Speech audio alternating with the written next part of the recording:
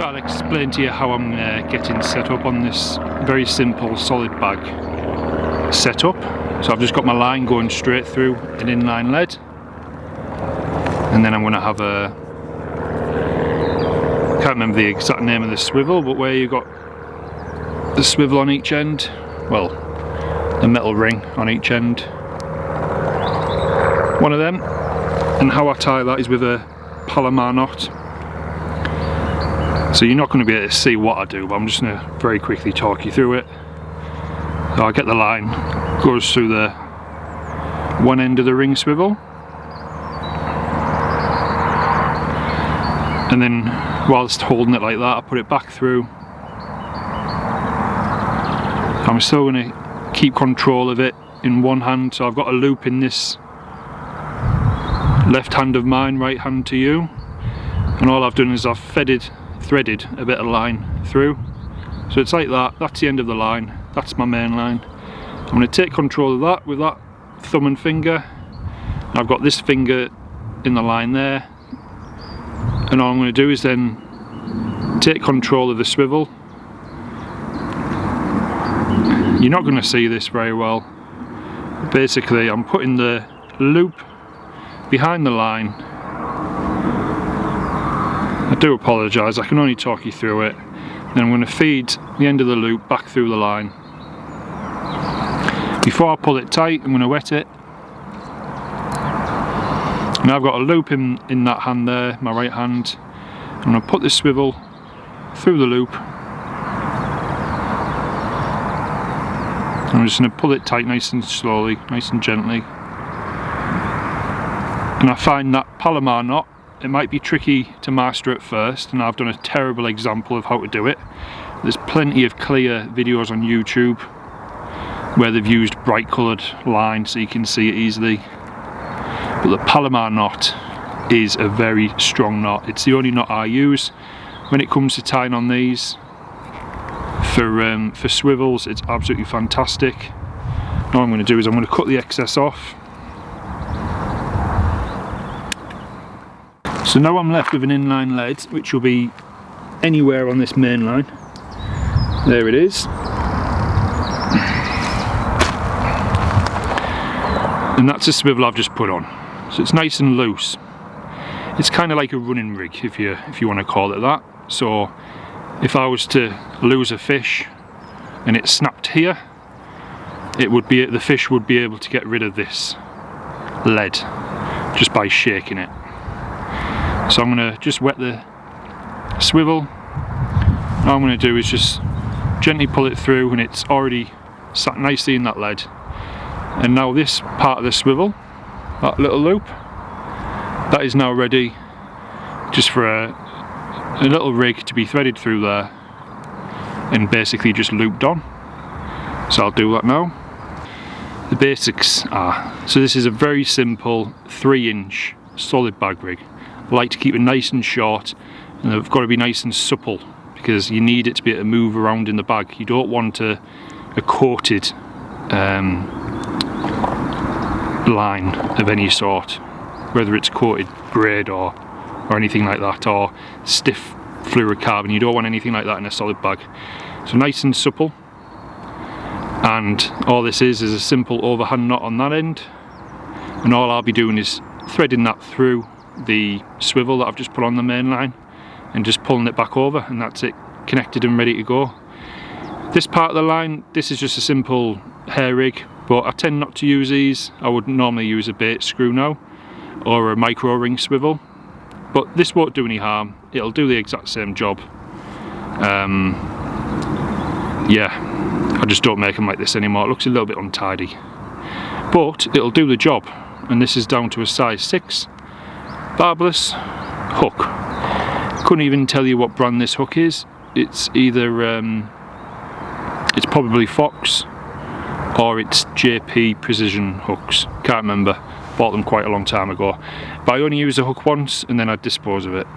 But that's all the way I do my solid bag rigs. Nice and simple, nice and short, and they're very easy to make, which is the main thing. So all I'm going to do now, get all my lead, thread that through the swivel, And because I made a fairly large loop at that end, you can't see it unfortunately, but I'm just going to thread it back through the loop.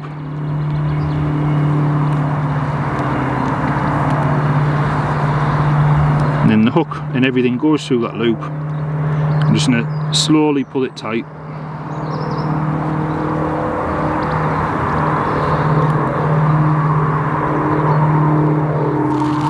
We are close to an airfield, so I do apologise for the planes. It's out of my hands, and there we go. That's it, ready to go. Very simple, solid bag. And what I'll do now is I'll get my bits ready and I'll prepare it for making a bag.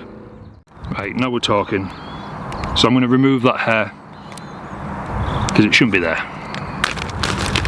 And then I'll set it up how I normally would. With a micro ring swivel and a little bead to stop the hook, well, to stop this from coming off the hook. A little plug for bank tackle if you're after some terminal tackle. For things like swivels and hooks, they're really good. Very fast delivery, it's normally like next day delivery and it's really cheap. They do deserve a little mention. So yeah, some of my hooks are from bank tackle as well. And now what I'm going to do, thread on this little micro ring swivel, then the bead, or hook stop, whatever they call themselves. I've got a little micro ring swivel, so I'm going to thread the pop-up with the floss through the micro ring swivel to attach it on there. There we go, we're on to a winner.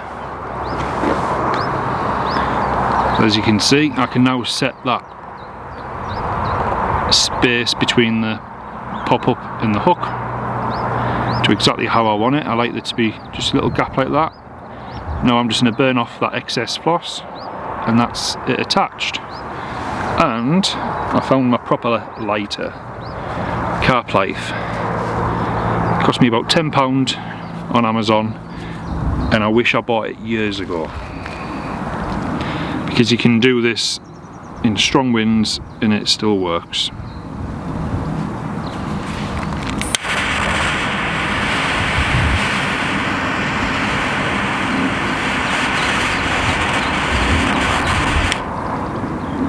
Dab it down. That's not going anywhere now. We are needy fishing. There we go. Nice little solid bag rig with a pop-up. The only thing that's missing now, I'm going to put some split shot on the line, put it in the water just down here so I can see if it's sat on the bottom, because we don't want that pop-up to be like that. Right, so that is sat nice and flush on the bottom with the pop-up just popped up with a hook on the lake bed, raring to go. So let's get this made up with a bag. This is my solid bag bucket, so I've just got loads of micro pellet solid bags. I tend to use the Fox Rapide ones. I use the loader it comes with. This is the large loader, but I don't make them as a large bag. I'll explain as I go. The towel's on my knee and I'm just drying off that lead because it's just been in the water. And this needs to be pretty much bone dry for it to go in one of these bags, otherwise it'll just melt and it'll get really messy. So I'll try and explain as I go how I do this. So, loading collar, place that on it. Obviously this is the upside because it's got the little slit where you put your line. Grab one bag,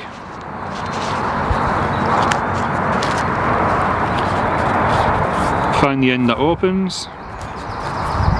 It can take a couple of minutes to do this, they can be a little bit fidgety. This one's not too bad. I tend to blow in it just to open it up. Place part of this in there, so we're like that. And now I want to remove this collar, which is going to expand this orange loading tool.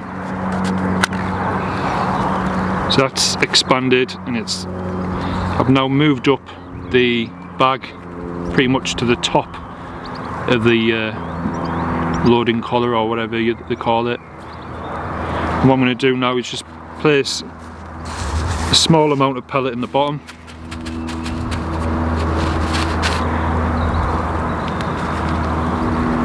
Now we're going to get my rig, and I'm going to be very careful how my hook bait and hook lie. I'm happy that they're lied on the bottom like so.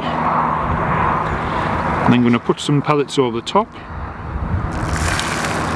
which is going to keep the hook and the pop-up away from the lead. I'm now going to drop my lead in and put some pellets around the lead.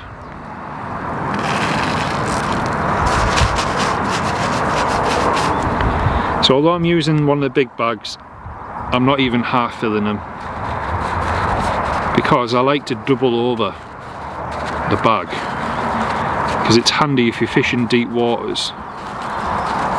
Double over the bag, and then as it's sinking, it's not melting away. It's only melting once it's on the bottom, so I like a bit of security by doubling it over. So I've got my line there, it's nice and taut, my lead's just sat upright like that. So I'm now going to twist this around so it's a little bit tight, and we can see the top of the lead is just poking out through the bag. I'm now just going to squeeze this bag a little bit, and this isn't going to look very nice on camera, but you lick all around here. The bags don't taste of anything. Now all I'm going to do is push the tool over the bag. I'm just going to hold on to it like that for a few seconds. That's now just getting nicely sealed up. And push the bag through there, and we have a solid bag ready to go. Doesn't look pretty, it doesn't have to look pretty. It works.